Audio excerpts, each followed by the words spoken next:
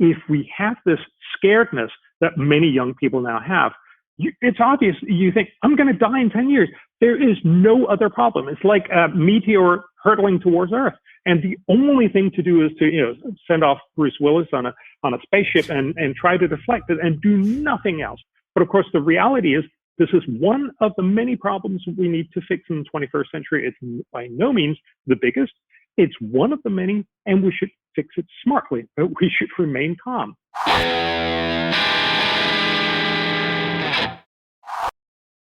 Welcome back. This is the Ben Shapiro Show. Joining us on the line is Bjorn Lomborg, president of the Copenhagen Consensus, visiting fellow at the Hoover Institution, Stanford University. His latest book, False Alarm, How Climate Change Panic Costs Us Trillions, Hurts the Poor, and Fails to Fix the Planet. Bjorn, thanks so much for joining the show. Really appreciate it. Ben, it's great to be back. So obviously, we have the Global Climate Conference in Glasgow. It is happening in November. That is coming up. And we are in the ramp-up stage of global warming paranoia and panic. It is astonishing that every year around this time, there seems to be this vast surge of stories about how climate change is going to kill us all. And it's not that climate change isn't a thing that's happening, as you point out repeatedly, or as I've pointed out repeatedly. It's that climate change is happening, and it's going to have some deleterious effects. Those deleterious effects are going to happen over the course of the century. Most of them are things that we can control for as humans who are very, very good at adaptation. So why all of the outsized panic, and does that have more to do with sort of an underlying global agenda? Well, it's very clear that the alarm is very much manufactured. As you point out, global warming is a real problem. Global warming will have negative impacts. That's why it's a problem. But this end of the world, it both means that we end up spending resources really badly because we're panicked. But of course, also it has a tremendous impact on people's lives. Look at all the young people who literally believe that life is over for them. They're like, why should I go to school when life is going to end in 10 or 20 years? That's a terrible outcome, and it's also incorrect. And I've been battling this in a lot of different ways, simply trying to say, look, you've got to look at the data. You have to look at what are the facts, not just what feels right. Yeah, Bjorn, it seems that the climate change sort of hysterics crowd, instead of taking a solid look at the data, they would prefer never to take a look at the data, which is why their spokespeople generally are not scientists. Their spokespeople generally are children or barely non-children like Greta Thunberg. So for years, we heard that Greta was disappointed in us. And if Greta was disappointed in us, then this meant that we obviously had to do more. She never called for anything particularly specific other than apparently wrecking the world economy. But because she was a child and because she sailed the Atlantic to come to the United States and talk rather than taking a jet, this meant that she was a credible source with regard to global warming. I've yet to hear any explanation of what her policies would actually accomplish, but I guess that when you put talking faces on TV yelling at you, then this is supposed to, jog the Western world into giving up all economic development, which, by the way, is the chief method by which environmentalism actually starts to matter to people, is when you're developed enough to actually care about the environment. It is an astounding fact, and I think it's worth to step back. Look, I think Greta is a very good example of what very many young people that I meet are incredibly worried. I understand why she's worried. If you just read the press, it feels like this is the end of the world. And she's not wrong in saying, look, you're not living up to your promises because politicians have promised vastly more than they're actually going to deliver because, as you point out, that would be phenomenally expensive. But, and I think this is important, we need to give these young people, and of course everyone, the good data to understand that while this is a problem, it's not the end of the world. So one of the things I've pointed out is that we know, for instance, with rising temperatures, you're going to see more heat death. That's a real problem. But with rising temperatures, you're also going to see fewer cold deaths. And just remember, cold deaths vastly outweigh heat deaths. So there's about 600,000 heat deaths in the world. There's 4.5 million cold deaths.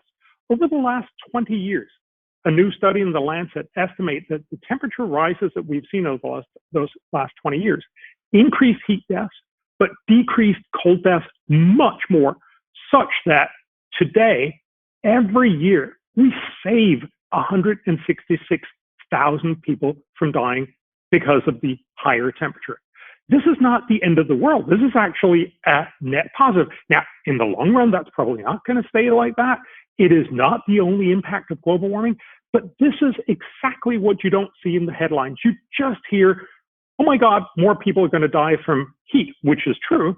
but you don't hear many fewer people are going to die from cold. You need to hear the whole picture in order to not be alarmed and in order to be well informed. And Bjorn, one of the things that drives me crazy about this particular sort of conversation is that if you want nobody to die of heat or cool deaths, then it turns out that we have solutions for that in developed countries. They're called heating and air conditioning.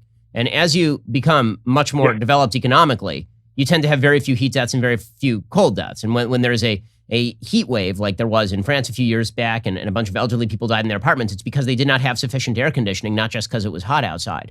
If you wish to relegate most of the world's population to the abject penury that getting rid of carbon-based fuels in the way that Greta Thunberg calls for would actually happen, you're talking about a lot more people dying. Exactly. So what you need to recognize is that in rich countries, as you mentioned, for instance, in the U.S., we have studies back from early 1900.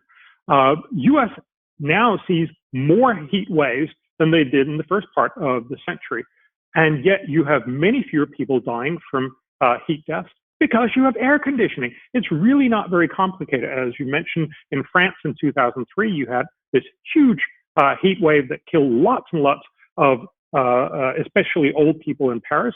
And the main reason, of course, was that they didn't have any access to cool air. Now they've put in air conditioners in most old people's homes, and they had a higher and bigger heat wave. They had many, many fewer deaths. Actually, it turns out that we're not nearly as good at fixing cold deaths for a simple reason. Heat death is something that happens within a few days. So you simply need to open up your malls and make sure that everybody gets access to air conditioning. But cold deaths happen because you don't have access to heated homes, well-heated homes for months. And for many people, that's actually turning out to be very hard to do because it's costly. And as you point out, with climate policies, it'll get costlier yet. And so you actually see that many developed countries have successfully reduced heat deaths, but they have not gotten cold deaths under control. In the US, for instance, cold deaths are actually rising, and very likely to a large extent because people can't afford to keep their homes well heated. We'll get to more on this in just 1 second. First, you may have noticed that the global pandemic has completely disrupted the markets. Reckless spending from Pelosi and Biden that's making things worse. Finding good places to invest your hard-earned $100,000 nest egg, it can be tougher than ever. Well, if you're like me or the rest of America, you're probably heavily allocated to equities, which is exactly what every report from the Wall Street Journal to Citi is telling you probably not to do at this point. They're projecting equity returns anywhere from 5% to actually going negative. With the Fed printing trillions of bucks on Congress's monstrous infrastructure bill, it doesn't take a genius to see your money needs a safe haven. It needs it right now. So, how are professional investors preparing for this nightmare scenario? Well, many of them already have. They've turned to an under-the-radar asset class, one that has historically only been available to coastal elites and hedge fund managers. It's a real physical asset. It's not gold or real estate or crypto. It's actually fine art. It's one of the oldest, most stable asset classes of all time. Thanks to a new revolutionary tech platform, you can finally get access to this exciting $6 trillion world. Early adopters have already returned 32% on their investment, and the waitlist keeps getting longer. Lucky for you, they've given me 60 passes to just skip that. To jump to the front of the line, head on over to masterworks.io/Ben. That is masterworks.io/Ben. Previous offers have sold out in hours. Don't wait around. Before deciding to invest, carefully review the important disclosures at masterworks.io/disclaimer. We're speaking with Bjorn Lomborg. He, of course, is at the Copenhagen Consensus and visiting fellow at Hoover Institution. His book is False Alarm. So, Bjorn, one of the other issues that has come up a lot in the United States recently is the wildfire issue. So we've seen extensive wildfires in the West. I was recently in Sacramento. The air quality is just terrible over there because of the wildfires that they've had there throughout the summer. And of course, the governor of California has said he now wants to spend $15 billion on various climate projects. Well, I mean, the reality is that, as everybody who's watched this stuff knows, it is the foresting policy of the West that has largely led to the vast increase in acreage that's been burned recently. It is true that global warming makes things hotter. It makes things drier. It means that the brush is going to dry out faster. But there's a pretty easy way of preventing the sort of devastating wildfires that you've seen in places ranging from Wyoming and Montana to California, and that is to have a not crappy forest policy. Yes. So fundamentally, this is mostly about making smarter forest management. It's about burning, controlled burns, so you don't have this buildup of underbush. You don't have this immense buildup of biomass. And there's also this funny and strange thing, and mostly misinforming thing, that people shift their focus constantly to where it's burning most and saying, see, a little bit like, when people were talking about the very real heat deaths and at the heat dome in California, in the Northwest US and Canada earlier this year, but failing to remember all the cold deaths that they don't report on and that are actually declining dramatically. The same way, in most of the world, we've actually seen declining levels of fire. So globally, fire has declined for the last 120 years because we're adaptive species that know how to make sure it doesn't burn. Because for most people, they don't actually want stuff to burn. Now, some places, as you mentioned, in the U.S. West, they have not done so. To a very large extent, they've made very bad forest policies, and now we're seeing forest fire levels going back up, not quite to where they were before prehistory, so before 1800, but certainly much higher up. But remember, if you look at the U.S. average fire, it's actually, according to the U.S. own statistics, it's lower than the average of the last 20 years. It's not higher, but you focus on some areas. And look, that does not mean that this is not a problem. If you live in some of these areas, obviously you want this fixed. But there's something absurd about saying, all right, it's burning here, so I'm going to drive an electric car. What? No, you should ask your governor and you should ask policymakers to make prescribed burns. You should make something that'll actually have a significant impact, not make stuff that will at best have a marginal impact in 100 years. Yeah, Bjorn, this is one of the things that drives me absolutely crazy. If you got rid of all of the gas-powered vehicles on the road in the United States, the amount of damage reduction you would do from climate change is absolutely minimal over the course of the century, because the fact is that energy production is being done all over the world. Actually, gas-powered vehicles are a pretty small percentage of overall carbon emissions, even though the media portrays them as the largest percentage of carbon emissions. And the reality is that, again, people generally are very, very good at adaptation. A good example of this is the hurricane that hit the southern United States and then made its way up through the Northeast over the past couple of months. It hit the exact same area as Hurricane Katrina did, and it did a minimum of damage. And the reason that it did a minimum of damage is because the governors of the states and the federal government actually did their job and shored up the infrastructure in precisely those areas. So very similar hurricane, very different results. That has nothing to do with global warming. That has to do with humans actually doing their jobs. Exactly. And we need to know this in a more general fashion, that because people get richer, they are hurt much less by whatever nature throws at them. When you put it like this, it's almost obvious. But if you actually look at the data, so we have good data back from 1920 from the International Disaster Database for all climate-related disasters, so floods, droughts, storms, wildfires, and extreme temperatures. And their estimate is that over the last 100 years, we've gone from a situation where, on average, every year, about 500,000 people died from climate-related disasters. Last decade, in 2010, it was down to below 20,000, so about 18,000. This year, if we assume that the year is going to end like all other years, given the data that we already have, it will be about 6,000 people. We've seen a reduction of 99 point something, depending a little bit on what you think. So a dramatic reduction. And remember, at the same time, global population is quadrupled. So what we've really seen is an extraordinary reduction in death risk from climate-related disasters. This has nothing to do with climate change. It has everything to do with the fact that people are much richer. And that's why you've got to ask yourself, when very excited green campaigners tell us, you've got to cut your carbon emissions to help those poor people in Tacloban, Philippines, or wherever. But the reality is, if you want to help poor people, you get them out from corrugated roofs and poverty. And you make sure that they get so rich that they become Florida. Because when a hurricane hits Florida, sure, there's lots of damage, but very few people die. If the same hurricane hits Guatemala, it damages their economy and it kills tens of thousands of people. I mean, this is exactly right. We live in Florida and we have things called hurricane windows. They're extremely heavy. The glass is very heavy. We have our roofing taken care of regularly. We have a generator, right? We have specific provisions that we've been able to make via the power of money in order to insulate ourselves from the possible damage of a hurricane. And even if there were a Category 5 hurricane, we could then get on these things called planes, and we could fly to another place where the hurricane is not, so that we wouldn't be directly in the path of the hurricane. And people do this every year down here in Florida, and we choose to live here. But we choose to live here because we could do all those things. If it were, your choice is you get to live in Kansas in a shack or in Florida in a shack, you'd be an idiot not to, to live in Florida on the beach in a shack, right? I mean, that would just be a dumb thing to do because you just don't have the ability to protect yourself in the same way. But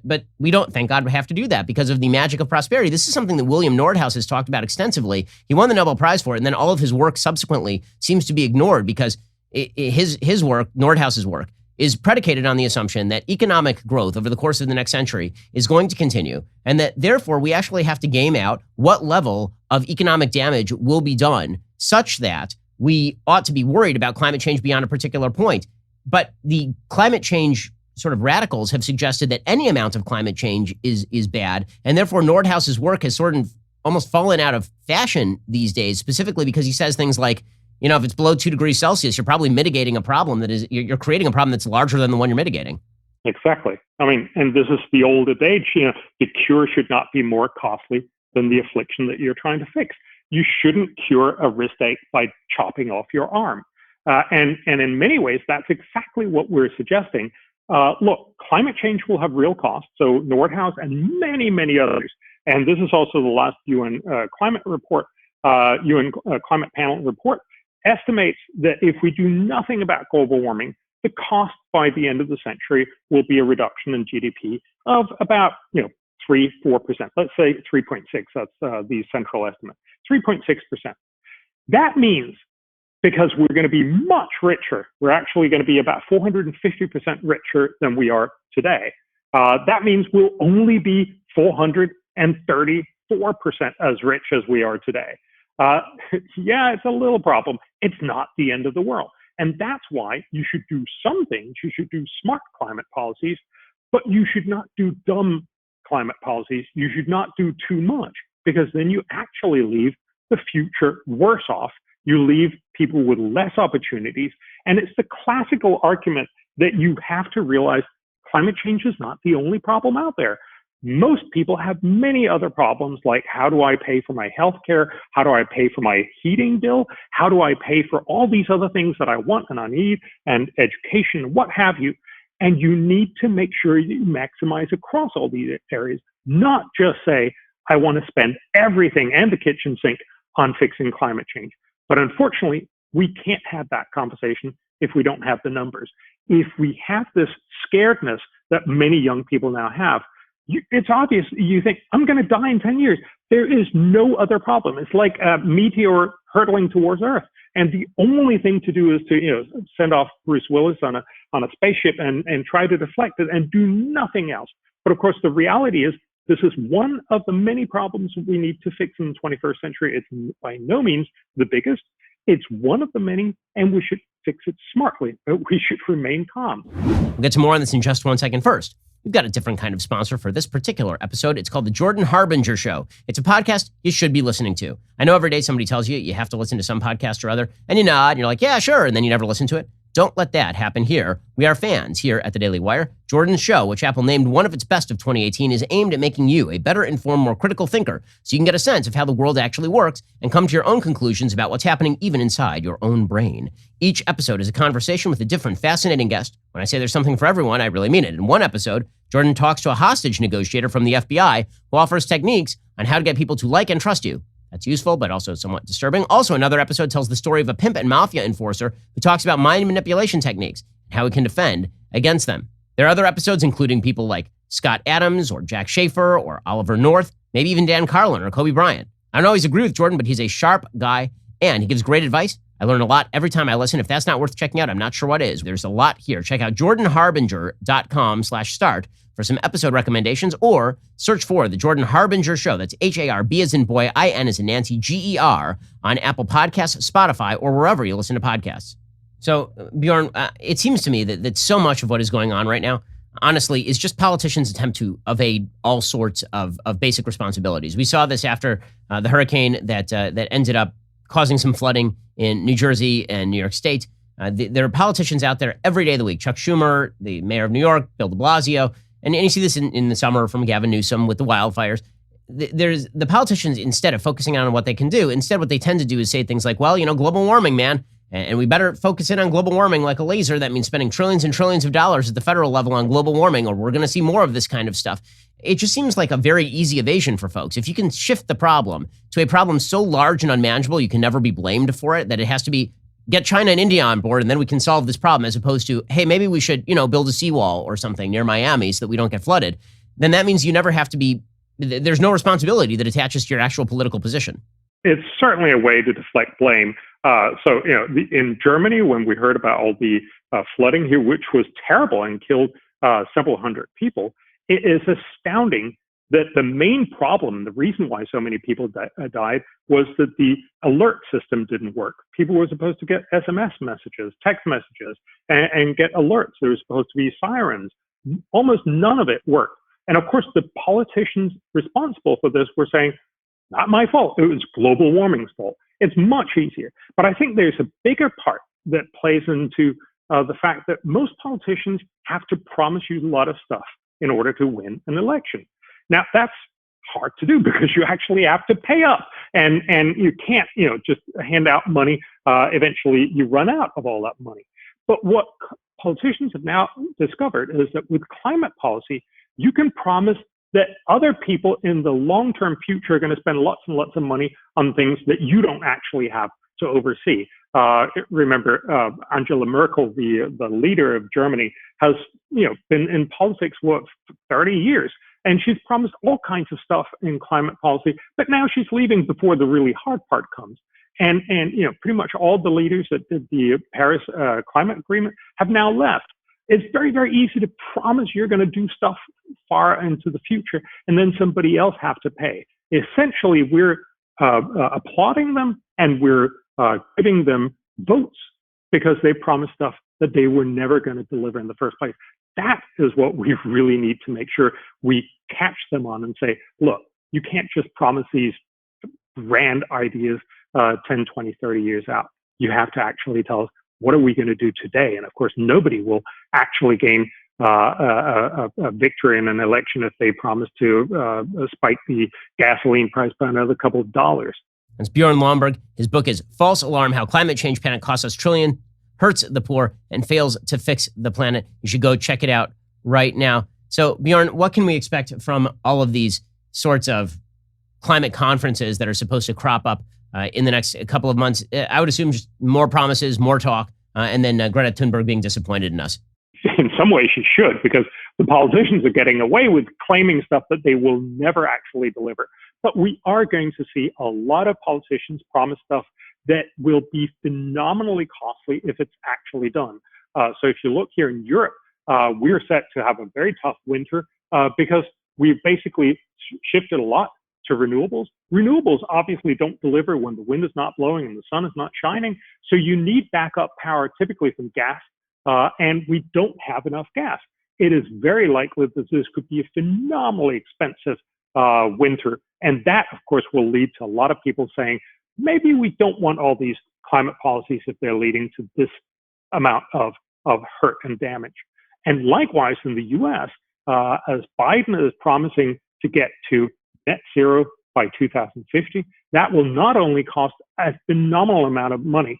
So one study in Nature estimated that to reach almost his target by 2050 will cost the average American, and remember again, average American each and every year by 2050, more than $11,000 per person per year.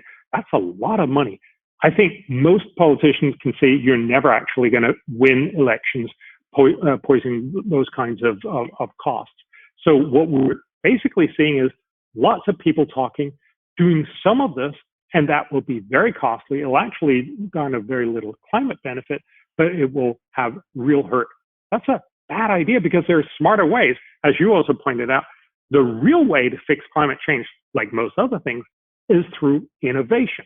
If we could innovate the price of new green energy, that could be solar panels with batteries, or it could be better fission, or maybe even fusion energy, or some other idea. If we could innovate cheap green energy, everyone would buy it, not just rich, well-meaning Americans, but the Chinese and the Indians as well. As Bjorn Lomborg, go check out his brand new book, False Alarm, and all of his work over at the Hoover Institution. Bjorn, thanks so much for your time. I really appreciate it. Good to talk.